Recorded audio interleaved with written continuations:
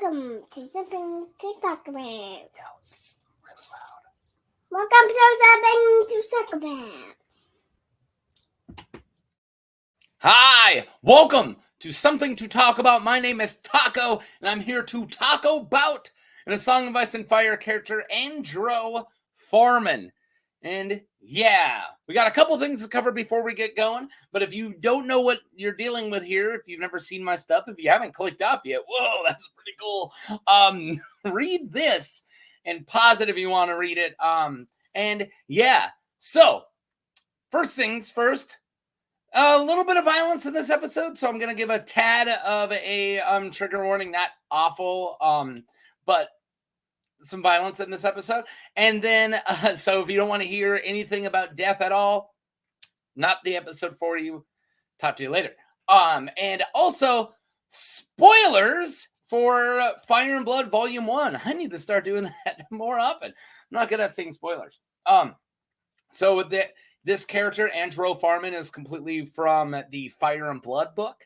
And yeah, Volume 1. And yeah, so that's it. A little bit of spoilers for kind of the beginning of the book, towards the beginning. It's probably middle-ish. I don't know. But yeah, anyways, if you don't want any spoilers from that book, again, not for you. Everyone's still there. This is my last video in what I'm now for the first time calling Season 2. So I started filming November 11th, 2022. And then last year, I finished off one full year at November 11th, 2023. And that's it. So this is now November. Well, it's not actually November 11th, but you know what I'm saying. This is I'm not doing another video until then. So that's where my seasons end. So this is the end of season 2, and I'll be going on to season 3. So yeah, thank you for everybody who's watched my stuff up until now. And yeah, I already made this intro too long. Androw is a very long character. Surprisingly, he's got a lot to him. So let's get into it. And I think I did everything I wanted to say. Click like, subscribe if you haven't. And all right, that's it. I had to say that last. Okay, cool. Androw Farman is a member of House Farman during the reigns of Kings Maegor and Jaehaerys. He was the second son of Lord Marq Farman of Fair Isle. Androw is described as comely and amiable at age 17, so when we first meet him, with pale blue eyes, long flaxen hair. Androw was timid, unremarkable, and an uncertain man. Oh, dang. Who could barely read nor write. Wow, man, he's sounding rather unremarkable. Even his own father's court, they scorned him as half a girl. Not a cool thing to say. Nothing wrong with being a girl. Nothing wrong with being half a girl. Stop using it as an insult. That's it. That's all I got. He was soft-spoken and a gentle nature. Man, he is nothing like me. I'm rather unremarkable, but I'm definitely not timid, and I'm definitely not soft-spoken. Although Androw was raised on an island, he could not swim, nor sail a ship, nor did he fish. Wow, okay. Still, his father was known to have a great fondness for Androw. Yeah, his dad liked him, despite his deficiencies. Wow. Although Androw was, I don't know why I said it, although Androw was a failed squire in his youth, possessing no skill at arms. His father had considered to send him to Oldtown to become a maester, until his own maester told him that Androw was simply not clever enough. He's like, dude, I tried to teach him how to read. You can't even read that well. Like, you're not going to be maester. I'm sorry. All right, let's talk about the house. Second side, normally the house. So we're going to do House Farman. All right. House Farman of Fair Castle on Fair Isle is a noble house from Fair Castle on Fair Isle. I don't know why I added one in. Off the coast of the Westerlands. So this is a Westerlands house, okay, just because it's an island. Woo, that's spoilers. Just because it's an island doesn't mean that it's an Iron Island, and it's definitely not part of the Shield Isles in the Reach. Or is it Bear Island? just want to name all the places with islands. All of them have islands. I don't know why I started doing that. This is a Westerland house. That's all I'm getting at. They are sworn to House Lannister of Casterly Rock and are considered among their principal bannermen. The Farmans are known for their hatred of Ironborn and Iron Islands. Yeah, if you know any more than this about House Farman, they deal with a lot of Ironborn crap. So yeah, I don't blame them. All right. The Farmans are known, or I already said that. House Farman's words are the wind our steed, because they sail a lot. Their sigil is 3 silver ships on blue, a border of crimson and gold.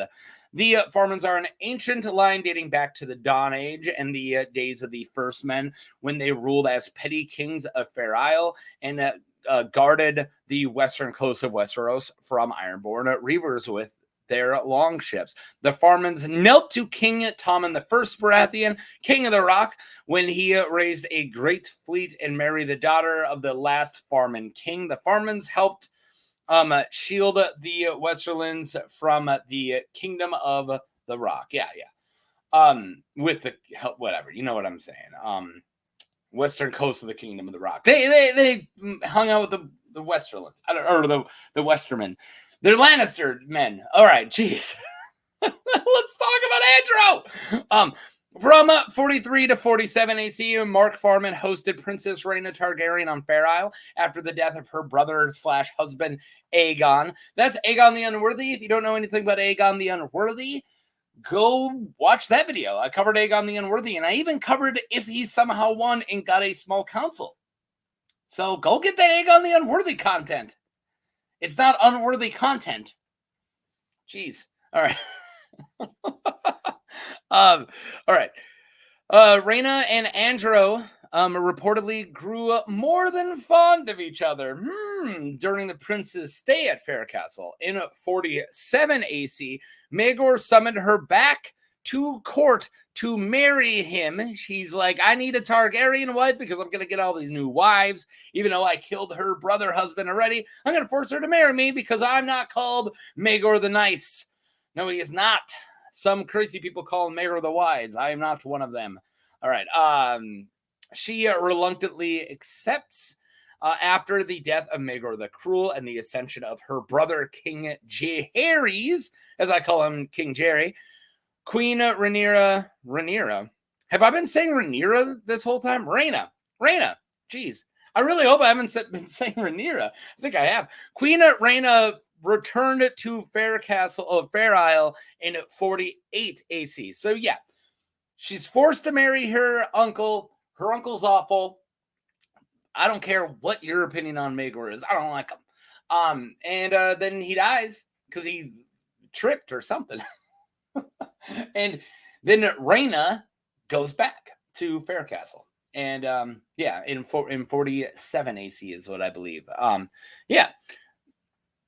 Where was I? No, in 48. Rhaena returns to Fair Castle in 48. In the second week of 49, the year known as the Year of the Three Brides, she and Androw married in a quick and small ceremony. Lord Marq presided over the wedding, and Lord Lyman Lannister and Lady Jocasta Lannister and 2 of Rhaena's friends, Samantha Stokeworth and Elaine Royce, attended the wedding. Rhaena was 26 and twice widowed already because of her brother Aegon and then her uncle Maegor. So Rhaena's already a twice widow. And Androw was 17. He was said to be utterly smitten with his new wife. I don't blame you. So Rhaena, sometimes called Dreamfire Rhaena or the King of the West, I'm smitten over Rhaena. Like, I know I'm not her type. now there was Androw. But yeah, I don't blame him because she's easily one of my favorite Targaryens and one of my favorite characters. And the only reason I haven't covered her is because the video would be too long. I'm covering characters around her to kind of eventually, if you put them all together, I'm going to cover her. But I already covered her first husband, and I'll never cover Maegor. He's too big of a character, not because I don't like him. All right. Keep on cruising. So the unworthy match. as the second son of a minor lord, including Rhaena's mother and, many, including Rhaena's mother and brother, did not consider Androw a particularly worthy match for a former queen and the mother of the king's heir, because her daughter, Rhaena Targaryen, is the heir. And when asked why she chose such a unpromising husband, Rhaena replied that he had been kind to her, and that's all it took. We are going to get into pretty much the real reason. I am jumping over a lot of stuff because this isn't Fire and Blood. I'm not trying to cover every event of this time, but there were, of course, it was the year of the Three Brides, so this was also the year that Alysanne married young King Jaehaerys, and also the Hand of the Kings at Rhaegar Baratheon married their mother. But jumping over a lot of stuff is what I'm saying, because as you can see, I have way too much to cover. I have a lot of slides left. So if you're wondering what's going on, I am just trying to cover Androw, and that's just not easy because he's kind of important or there's a lot of important stuff going on right now. Okay, so she said she was nice to him. Some wondered if it was perhaps Rhaena married Androw to repay Marq Farman for his kindness in sheltering her from King Maegor. However, Lord Farman's maester Smike speculated that the princess, it's not a princess, she's a queen, had wed Androw not because she loved him, but because she had fallen in love with his sister, Elissa. Rhaena and Rhaena's other companions, Elaine Royce and Samantha Stokeworth, were very close, and at one point being called the Four-Headed Beast. Rhaena would frequently take her ladies flying on the back of Dreamfire, her dragon.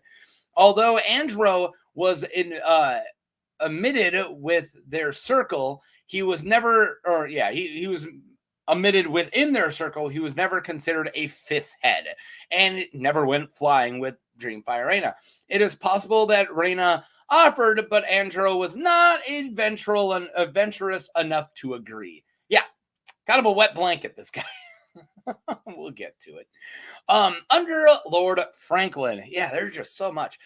There were tensions between the couple and Androw's older brother Franklin a fortnight after Rhaena and Androw's anniversary in 50 AC. So they lived there for a year being married. Marq Farman, the dad, died, and Franklin became Lord of Fair Isle. He immediately commanded Androw and Rhaena to leave Fair Isle. He's like, go, I don't want you and your four-headed beast here anymore. But to leave Elissa behind. He's like, no, you got to leave her because I'm going to marry her off to whatever. I'm in charge of my sister. Whoa, feudalism. Androw, angered, offered to face his brother in single combat, but Rhaena gently discouraged him, saying that he was no match for Franklin and she did not wish to be widowed again. You're not going to win that. Rhaena, Androw, and Elissa fled the island for Casterly Rock, along with Rhaena's entourage. At Casterly Rock, Lord Lyman and his wife Jocasta were openly hospitable, though it became apparent that the couple were being spied upon. Yeah, they were watching them. The Castle Septa asked if marriage has ever been consummated. Yeah, because they might be trying to steal Rhaena. And who had witnessed the betting. Yeah, did anyone actually witness this betting? Sir Tyler Hill, Lyman's bastard son, was openly scornful of Androw and tried to charm Rhaena. Because that's a good way to get into somebody's good graces and charm them, right? Is to be mean to their husband. Okay. So the Lannisters also suggested a way to repay them would be to give them one of Dreamfire's eggs. That's what this picture is.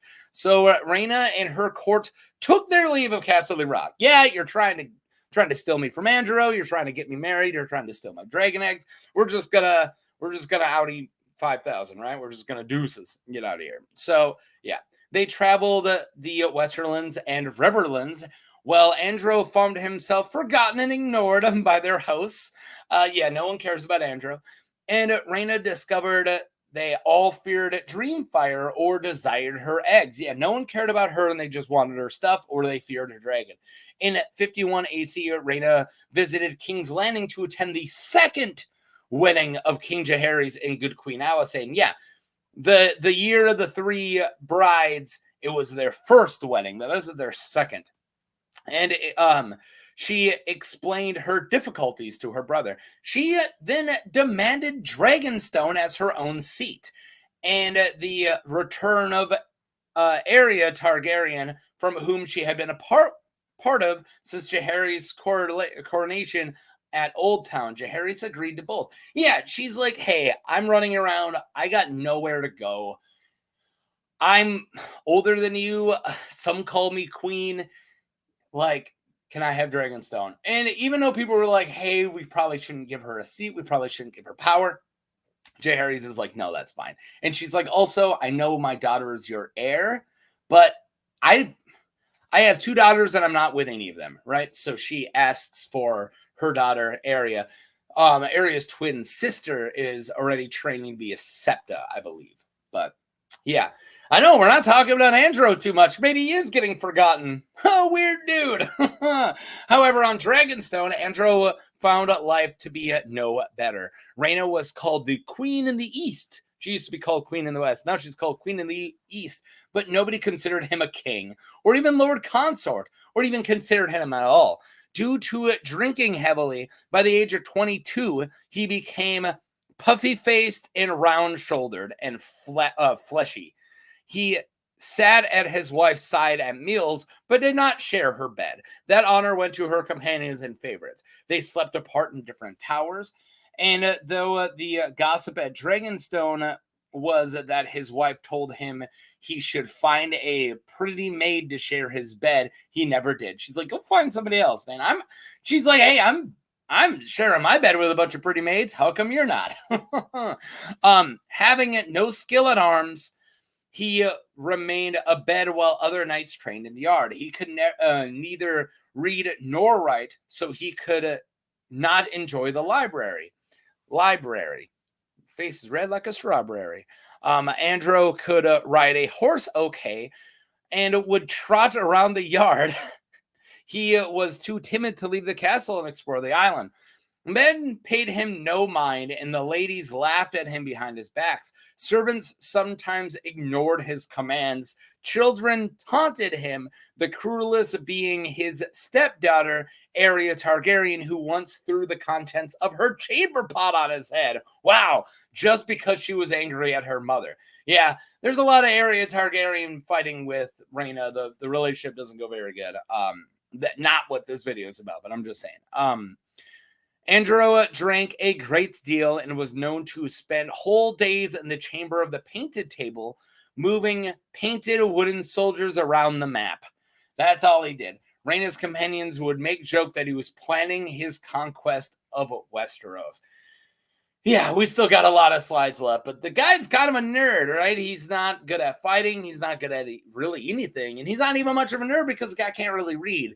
But he is like kind of moving his minis around the map. Hey, I've done that plenty of times. Fun fact, the computer I use to film this, which I'm currently pointing at physically, is on top of a box full of minis to make it the right height to film. So don't worry. Andrew, I got you. I even got some behind me, right? Yeah, they're Star Wars minis, though. I got Mace Windu right here. Did you guys know Mace Windu was behind me? I got old Ben. I got all kinds of cool stuff. All right. Anyways, Andrew, I'm with you. That's all I'm getting at. All right. So, yeah, they make it the Dragonstone, and he doesn't seem to be very liked, and he doesn't really seem to belong. All right. Disappointment. Oof. Andrew's loneliness descended and discontent only grew worse after his sister, Elissa Farman, fled Dragonstone with 3 dragon eggs. Yeah, I don't need to get into that, but yeah, that's something that Elissa Farman did. In 54 AC, as she had been his closest friend, probably his only friend, Rhaena summoned Androw and furiously demanded to know if he knew anything about his sister's betrayal. His tearful denials only enraged Rhaena, and she found it hard to believe he had played no role in the crime. Androw offered to accompany, this is later on, accompany her to go see King Jaehaerys in King's Landing to report the theft of the eggs, but she scornfully refused, saying that he was incapable of anything but falling out the dragon. Yeah, she's like, go kick rocks. I don't want to hang out with you. I'm not letting you fly my dragon. I'll go do this. Who do you think you are? You're not no king. After the theft, Rhaena dismissed Morel Bucklock, commander of the castle's garrison, and Androw asked her to make him the new commander of the garrison, and she and her ladies busted out laughing at his request. Oof, that's devastating. When news arrived that Rhaena's mother's health was failing, Androw announced that he would accompany Rhaena to Storm's End so he could comfort her as a husband should. Rhaena refused his offer as she had before, and not gently. A loud argument preceded the departure.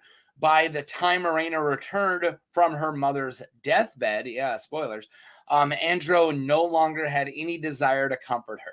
The marriage between the two, though never passionate, became completely loveless. Elaine Royce called it a mummer's farce and not an entertaining one. Jeez. Sullen and cold, Androw sat silent at meals and avoided his wife. Rhaena was not bothered by this, finding comfort in her ladies instead. Yeah, I mean, their marriage kind of stunk right away, but you could just see it just descending even more to the point that it's like, dude, you're kind of a laughing stock. And then it even goes down to like, don't even talk to me. Like, I don't want to talk to you. So what's he going to do? Some stupid stuff. Awful stuff. The mysterious sickness. At the end of 54 AC, a mysterious epidemic hit Dragonstone. The elderly Maester Coliper was the first to die, followed by Rhaena's ladies, Cassella Staunton and Septa Miriam, Elaine Royce, and Samantha Stokeworth. All of them. Wow. Aside from Coliper, the disease only killed women, striking down Rhaena's friends and dear companions. To protect others, the castle closed its gates, and the royal fleet quarantined the island. When Rhaena's young cousin, Lyanna Valerian, died in her arms, Andrew saw her weeping and asked if she would weep for him the same way. Jeez. Rhaena struck him across the face and told him to leave her as she wished to be alone. He replied that she would be. Lyanna was the last of them. Yeah, cold-blooded. She's like, leave me alone. And he's like, well, that was the last one. So you are alone. Brutal.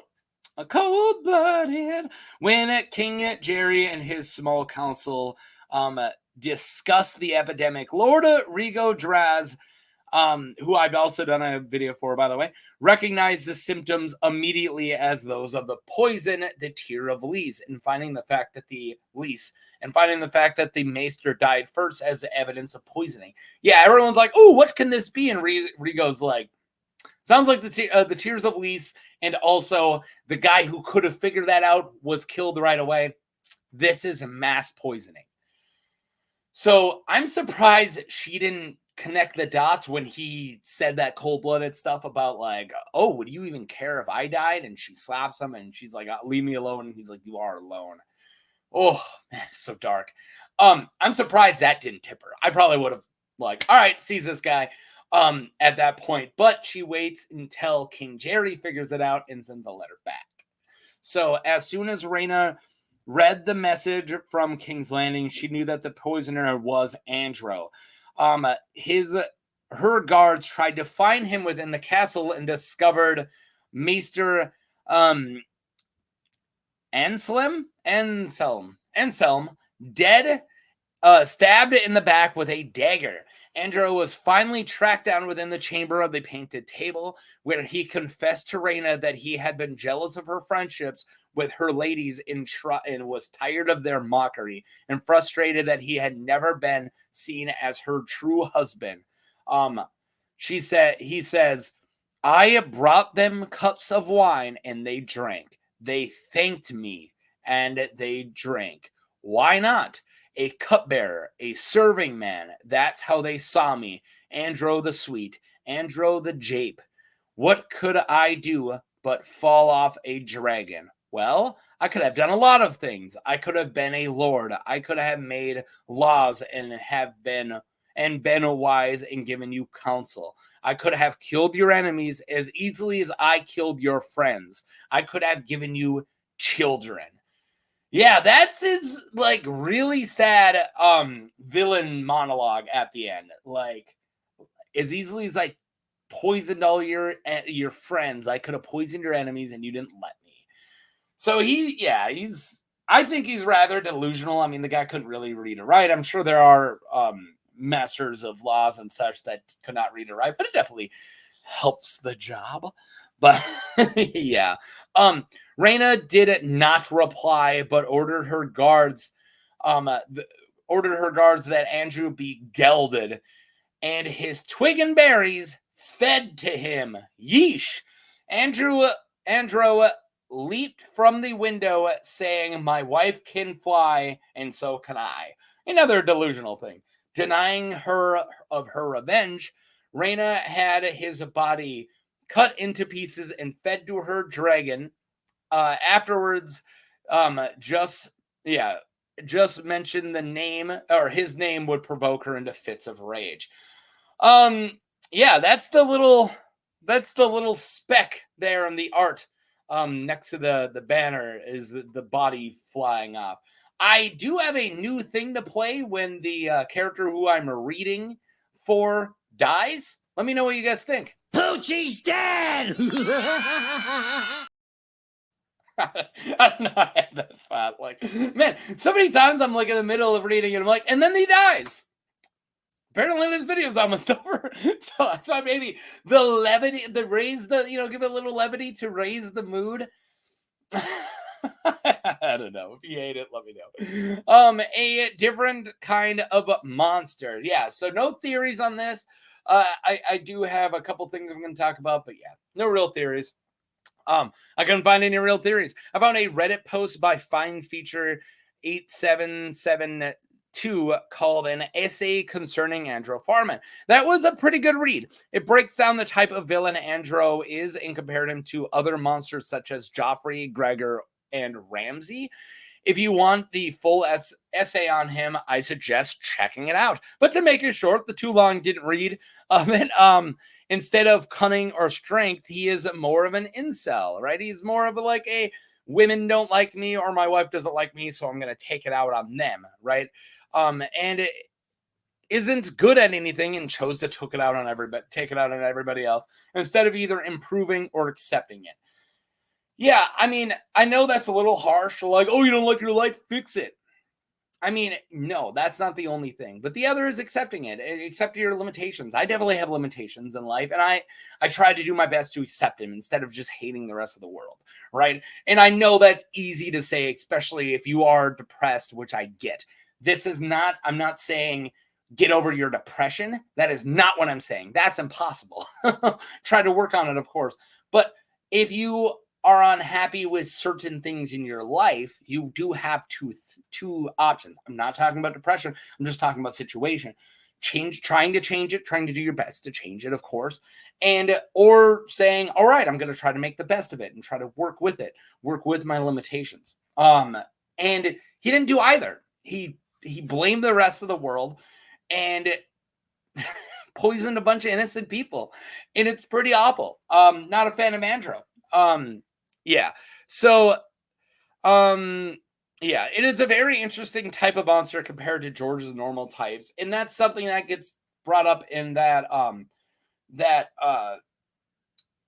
Reddit post as well of it's kind of interesting to see the quote incel, character archetype as being a monster like used in George's videos, because normally the Gregor Cleganes or the Ramses, you know, the lot more brutal, but the like nobody likes me, and then like I'm gonna poison everybody. That will show them.